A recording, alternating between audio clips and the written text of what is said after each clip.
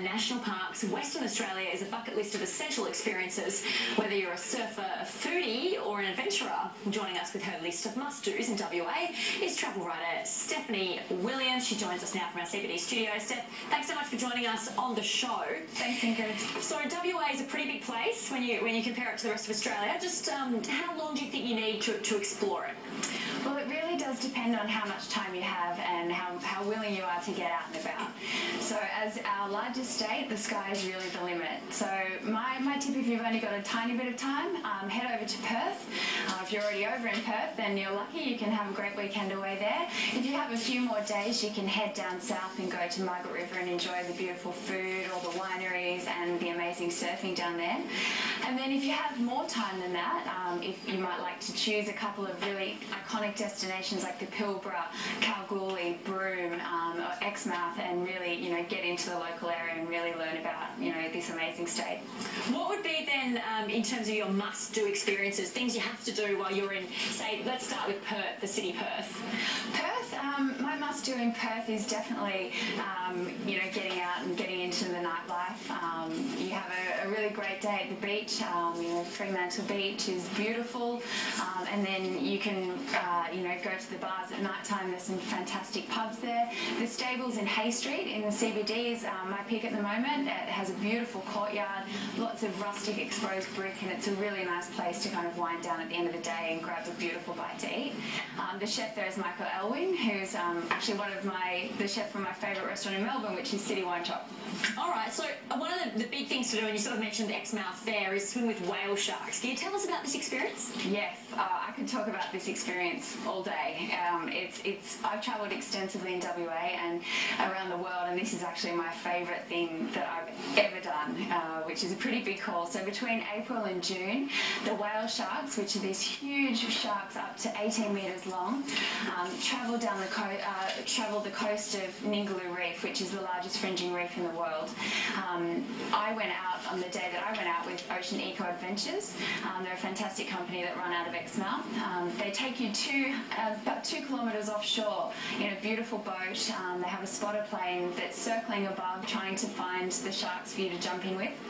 As soon as they find a shark, they say everybody in, and everyone jumps in the water, sticks their head under, and you can see these amazing creatures going past. And when I was there, my mask unfortunately filled up with water, and I stuck my head up just in time for everyone to yell out, put your head down, which I did, and I found out that I was actually in a whale shark sandwich. I had 2 whale sharks going either way, and it was just, it still gives me goosebumps thinking about that day. It was amazing. Sounds a little scary. Okay. No, it's not. That's the thing. It's not scary at all. They won't hurt you. They're very friendly, gentle giants. Can you do it any time of the year, or is there a specific time of the year to do it? No, the best time of year is between April and June, so we're coming up to that season now, which is fantastic. Oh, great. You've got a last-minute trip that you want to book. Okay, let's talk about some other places, because there's a lot of places in WA. Cape Range National Park is another one. What's good about that? It's absolutely beautiful. They say it's where the desert meets the ocean. It's the best spot to access Ningaloo Reef, which is 187 kilometres of beautiful, beautiful reef. So, on the other side we've got Great Barrier Reef. Ningaloo Reef is really an untouched paradise. So in Cape Range National Park, you can drive along, park your car, stick your bathers on, grab your mask, and you'll be in the water within 5 minutes looking at turtles, black-tip reef sharks, beautiful wildlife. It's just incredible. Good places to go if you're a keen surfer as well?